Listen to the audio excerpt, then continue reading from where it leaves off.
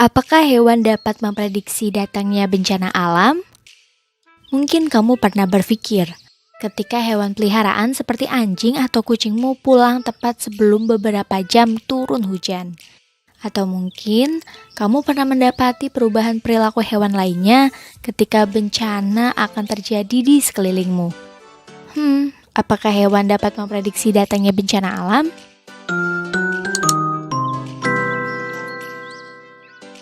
Badan Survei Geologi Amerika Serikat mengatakan tidak ada hubungan antara perilaku hewan dan bencana alam.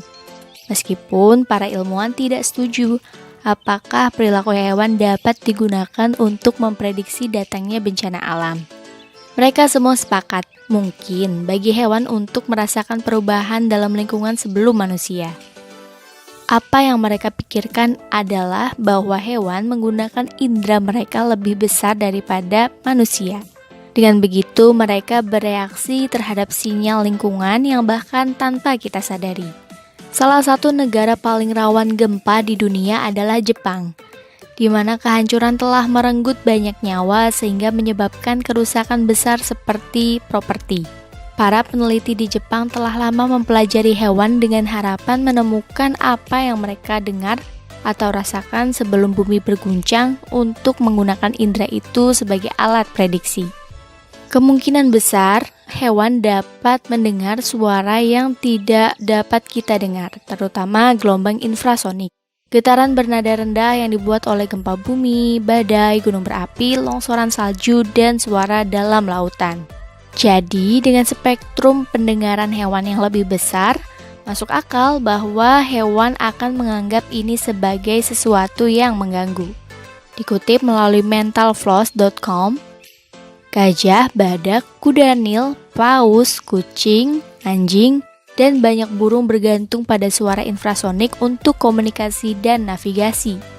Ketika gajah-gajah Sri Lanka mendeteksi gemuruh frekuensi rendah yang datang dari Samudra Hindia, bukan mereka merasakan tsunami akan datang, tetapi mereka hanya secara naluriah menjauh dari sumber suara dan ini merupakan keputusan yang tepat.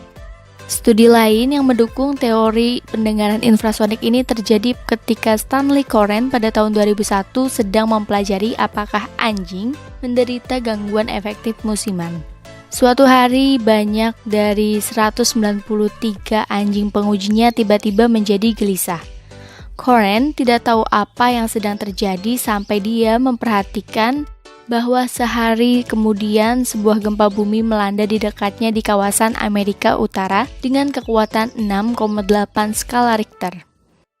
Sebuah penelitian oleh Gabriele Barberich dari University Duisburg-Essen di Jerman mendokumentasikan semut kayu merah dan kecenderungan mereka untuk membangun sarang di sepanjang garis patahan aktif.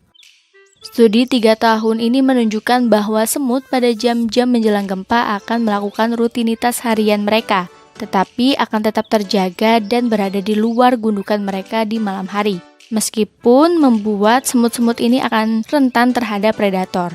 Sehari setelah gempa, semut akan kembali ke perilaku normal mereka. Hewan-hewan yang telah disebutkan tadi semuanya menunjukkan stres atau keinginan untuk melarikan diri sebelum bencana alam terjadi.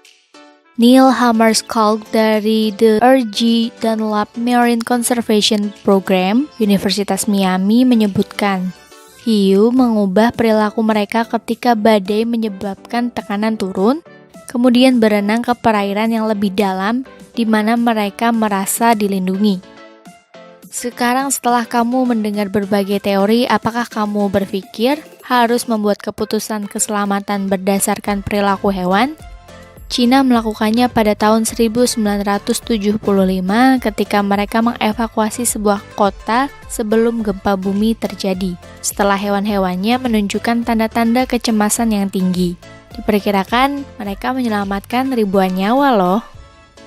Terima kasih sudah menonton Science Bro. Jangan lupa subscribe untuk menonton video menarik lainnya.